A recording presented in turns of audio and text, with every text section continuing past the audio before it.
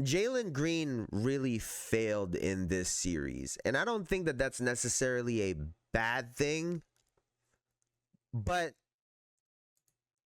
Jalen Green really failed. He had one good game.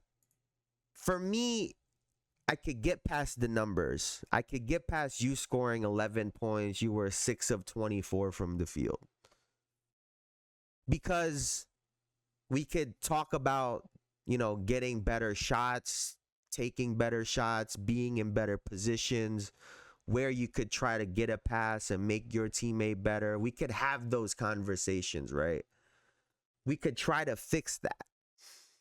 I can't get you to be more aggressive. I can't get you to not be scared of a situation. That is a totally different problem from someone who wants to and is willing to take the shots and it be on them and take the blame. That I could work with as a coach, but I can't get you to speed up. That's extremely difficult to try to do. And I would be more on Jalen Green's side because he's obviously young and he's inexperienced, but you had the big game. You had the big game that should have proved to you, that should have showed you that you belong to be in this level with these guys, even with the Hall of Famers that the Golden State Warriors have. 38 that's nothing to just bypass. That's a massive game.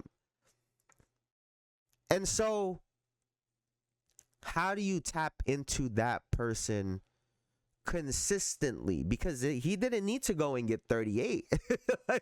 like that was the part. He didn't need to get 38. But he needed to shoot more than 8 times in a bunch of those games.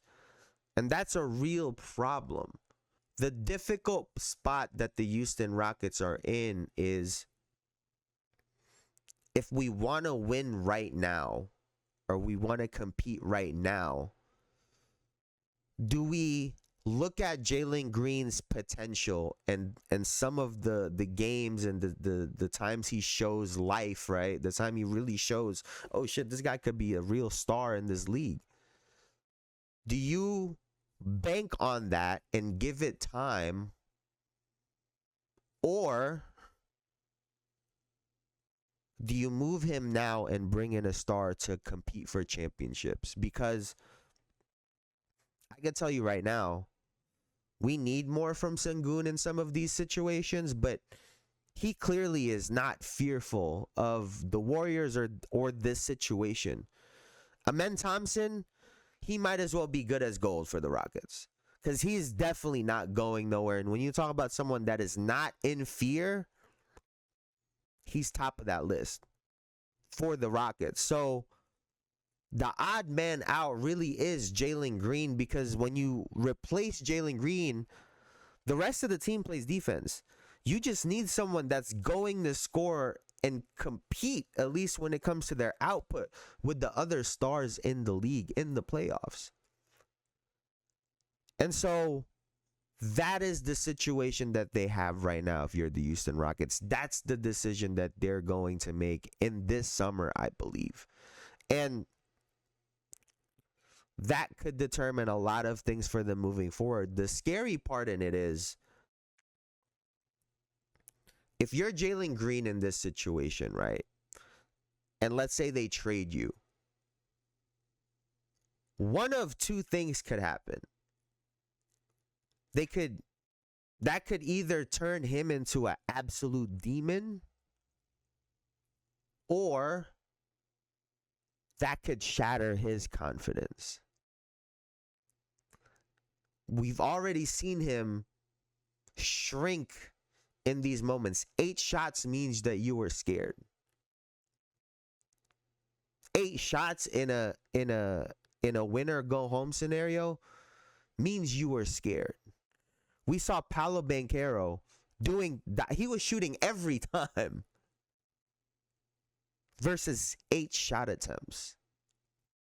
And so if you're that type of player with that type of mental, if you get traded right now as a young star, it could potentially shatter his confidence for good. And someone like him could end up being a role player eventually. Because getting traded at this point where you're already showing signs that you're scared of the moment, the team that backed you and supported you, if they go and trade you right now, that could ruin someone's career.